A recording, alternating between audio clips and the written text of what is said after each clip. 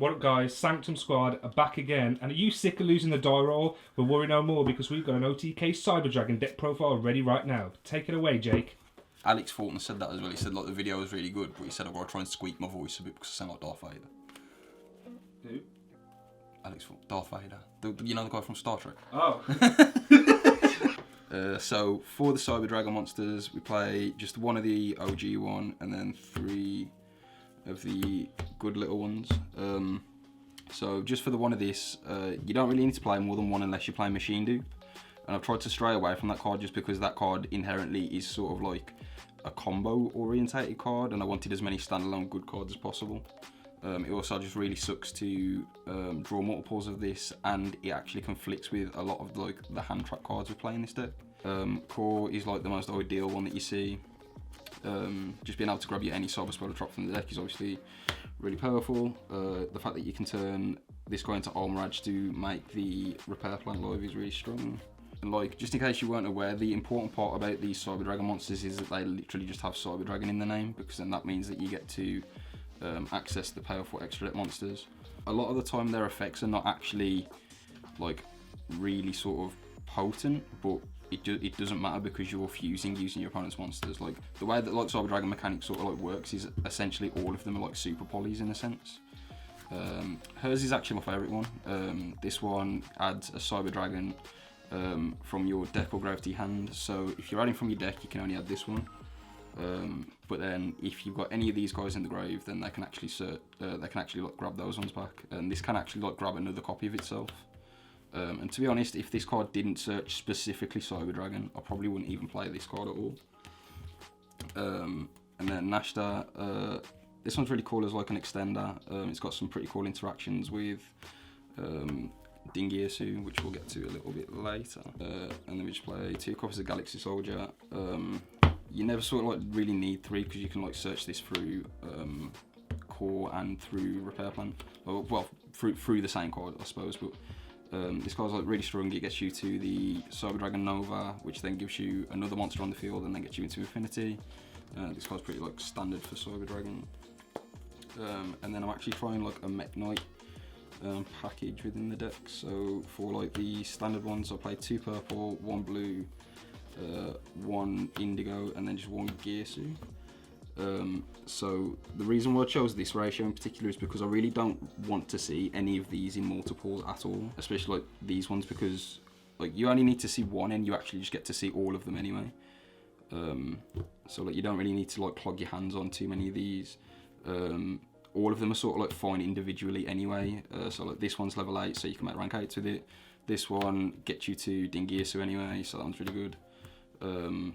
Blue is like probably my least favourite one, and then purple is like the obvious like best one because he gets you to all of them, and he's level 8 as well. And then like just for sort of like random tech, I suppose, I'm playing 2 Gizmek Orochi. This card is like really powerful just as an extender, I suppose, in a sense, because like in this deck we're trying to break the board, make a rank 8 and make a rank 5.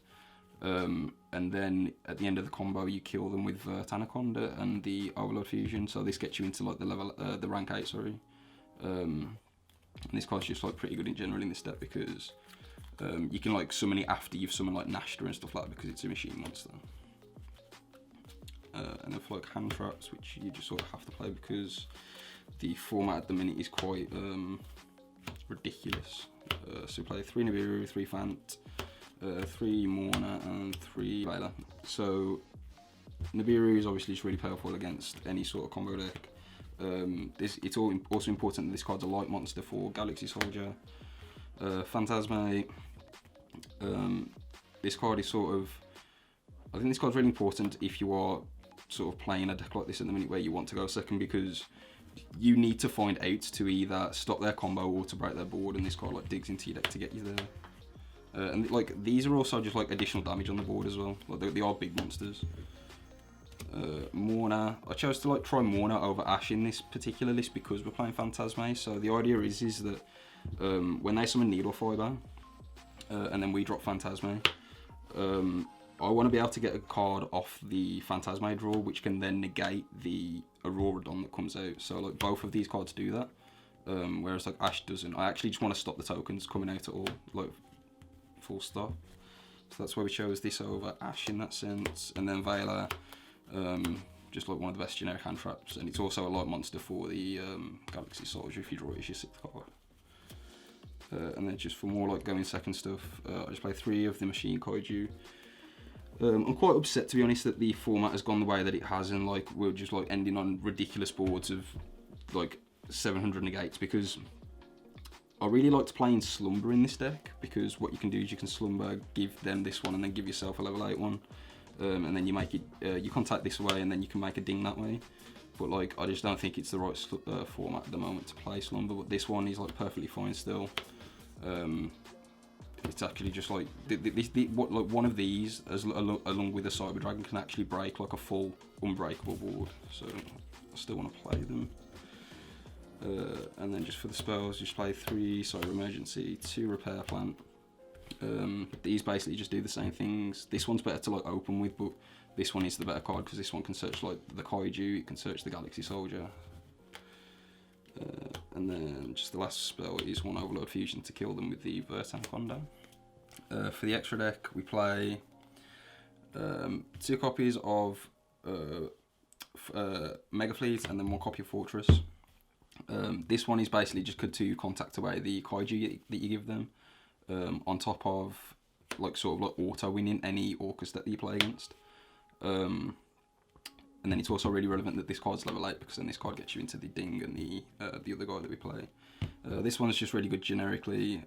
It takes Appaloosa at the extra monster zone, takes any Sky Striker monster. Well, this one does as well, but this one's bigger in that sense. So like, yeah, these are just like, I think these are actually the reasons to play the Cyber Dragon deck. We play the 1 Rampage. This is literally just here to OTK with the Verte Anaconda. We play 2 of each, Cyber Infinity and Cyber Nova. Both of these are sort of really important for like this strategy in general. It's not uncommon to see 2 of each of these. I'm not really sure how important it is to play 2 of each of these, because you usually win the game just using 1 of each. But I can really see the second 1 of each coming up in like groin games, and also because the dinosaur deck is pretty popular at the minute. I don't want to just like lose my only copies of these to Lithosagem. And for the rank 8, we play 1 Galaxy Ghost Photon Lord. This card is really cool, especially in this deck, because what this is it's like having another Infinity, but it's rank 8. This just negates monster effects, but like the point of this is that you can make this before you even get to 5 summons. So this negates them Nibiru in you. And then you'll get to a point where you have Nova on the field, and then Nova revives a monster. And then these 2 make the Anaconda, and then you can actually just kill them that way. And then like they can't even like hand trap you to stop you like that happening. Also, if you get sent first and you need something to like make, this is actually really good, because so long as they don't like just OTK you or whatever, this card actually just randomly searches Galaxy Soldier on the opponent's turn. So this card's really cool. And then we just play 1 Dingirsu. I really love this card. I actually think that this card is incentive for me enough to actually just try making Orcust, like again, just pure. Really like this card. It's also got 21 defense, so Nachster can revive him. Doesn't come apart, but when it does, it feels kind of stupid. And then for the Link monsters, just 1 Sega. To be honest, the more and more I play this deck, especially with the Anaconda, the less this card comes up. I feel like if you want to cut anything, this is probably the first thing. I can't even remember the last time I made this, so I just wanted it there as an option in case it did come up. Verte Anaconda, this card just enables OTKs where you shouldn't be able to like even win the game sometimes. Yeah, there's not really a lot to say about this card. This card's nuts. And then we play 1 copy of Galatea. This is just literally to make off the Dingirsu, just to be able to slap Ding on top of it. Like that, you don't really do that in like an optimal hand, but it does come up enough where you should play the Galatea. And then the last 2 are just Union Carrior. This card is weird. Like I only ever really make this card when I'm forced to go first, and then all I do is equip a Gizmek to it. I really like this card. I like doing that. Just I really like Gizmek in general. And then we just play 1 Almiraj. This is literally just to get a Cyber Dragon monster into the graveyard to be able to activate Repair Plant. For the side deck, so typically the knee-jerk reaction when you're playing this deck, whether you win or lose, your opponent is gonna if you win, your opponent's gonna send you first in the game too. So you want to put in some cards which are like good to draw when you go first, basically. So I chose to play the Sanctum package with just the Scythe this time. This card is basically just hoping that it skips their turn so that you can sort of follow up with an OTK on the following turn. It's pretty good. We side in the 1 Overflow. I don't like maining this card just because it doesn't really appeal to me, just actually like maining a trap card in a deck where I'm going to choose to go second like 100% of the time. But the card is very powerful. Then we play 3 Strike. This card is probably, I think it's like one of my favourite trap cards to side in when you go first, because there's only usually like one monster that you have to strike, and it sort of stops them from like at least being able to kill you. So if you take, for instance, if you can just wait for the Aurodon, you can usually take away their OTK. Yeah, this card's really strong. And then just a few go into second cards. I only wanted to side cards to go against the like sort of like trap decks and stuff like that, because I feel like this deck handles monsters pretty naturally anyway. So we just play 1 Pankratops, 3 copies of Storm, and then 3 copies of Twin. Not really a lot to say about these. These were all just been proven to be good against trap decks. So yeah, that's just my Cyber Dragon deck profile. Unfortunately, we have to play like so many different like hand traps and stuff because of the sort of how volatile the format is with the Neo-Fiber combo. But stay tuned. Hopefully we'll get a ban list soon, and you'll be able to see a few more interesting deck profiles, I suppose. So yeah, thank you for watching. Like, comment, subscribe.